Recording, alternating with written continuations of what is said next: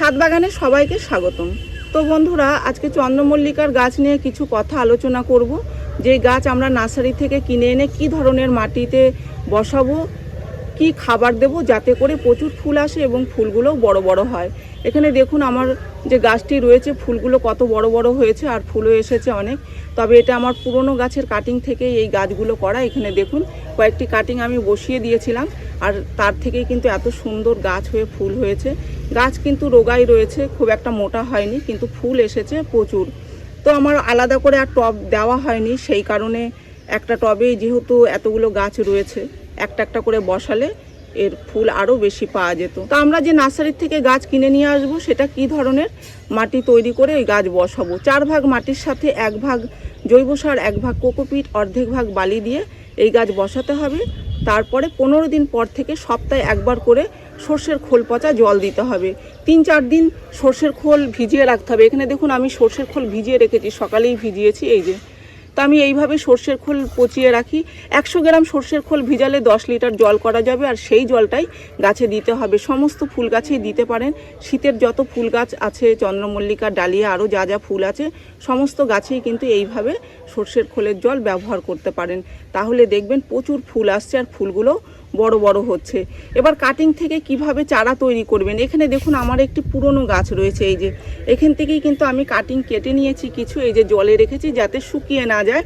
তো কাটিং যে বসানোর জন্য মাটিটা তৈরি করতে হবে, দেখুন আমি মাটির সাথে কিছুটা বালি আর অল্প জৈব সার দিয়েছি, দিয়েই এই কাটিংগুলো বসিয়ে দেবো। এই যে,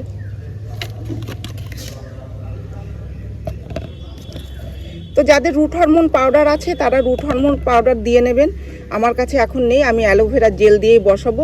কিছুটা পাতা কিন্তু আমি ছাড়িয়ে ফেলেছি, নিচের পাতা। তো এইখানে এই যে অ্যালোভেরা গাছ থেকে এইভাবেই জেল লাগিয়ে নিতে হবে।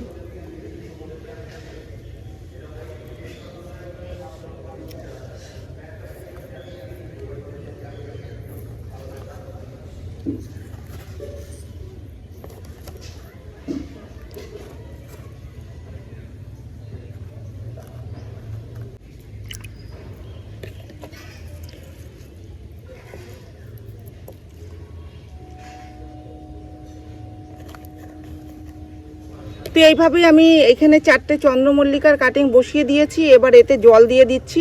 এবার এরকম জায়গায় রেখে দেবো যেখানে সকালের অল্প রোদ্দুর আসে।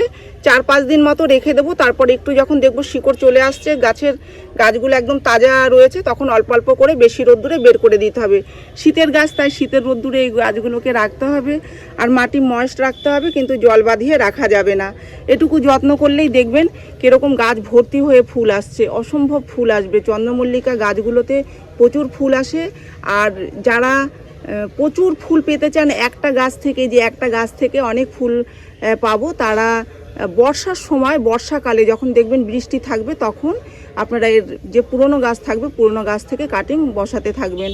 পুরনো গাছ থেকে কাটিং বসালে তারপরে গাছ যখন একটু বড় হবে, তখন এই যে এর মাঝের পাতা এইভাবে এরকম কেটে দিতে হবে। এই যে এইভাবে কেটে দিলে দেখবেন যে অসংখ্য ডালপালা বের হবে। যত ডালপালা বের হবে প্রত্যেকের মাথা এরকম করে কেটে দিতে হবে। এই যে এইভাবে কেটে দিতে হবে, তাহলে প্রচুর ডালপালা বের হবে। এত ঝাঁক হবে গাছে, একটা গাছে এত ফুল হবে যে গুণে শেষ করা যাবে না।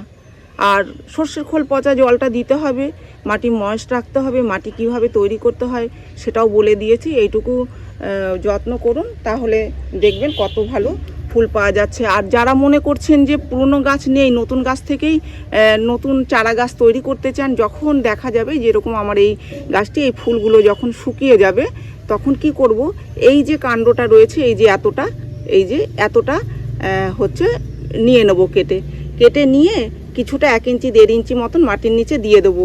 আর ওপরের ফুলগুলো শুকিয়ে গেলে কেটে ফেলে দেবো। তাহলে এখান থেকে একটা কাটিং তৈরি হয়ে যাবে, যেটা নতুন গাছ তৈরি হবে।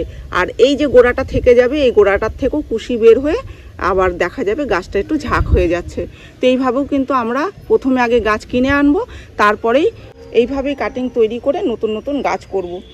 তাহলে অনেক গাছ হয়ে যাবে, একটা গাছ কিনে আনলে অনেক গাছ হয়ে যাবে।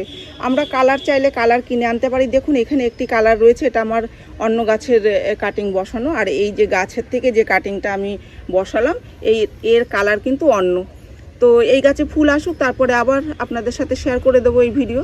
তো এই ছিল আজকের ভিডিওটি আমি এখানেই শেষ করছি। যদি ভিডিও ভালো লেগে থাকে তাহলে একটি লাইক করবেন, কমেন্ট করে জানাবেন, আর চ্যানেলটিকে সাবস্ক্রাইব করবেন। আপনারা গাছ লাগান, ভালো থাকুন, সুস্থ থাকুন। দেখা হবে পরের ভিডিওতে।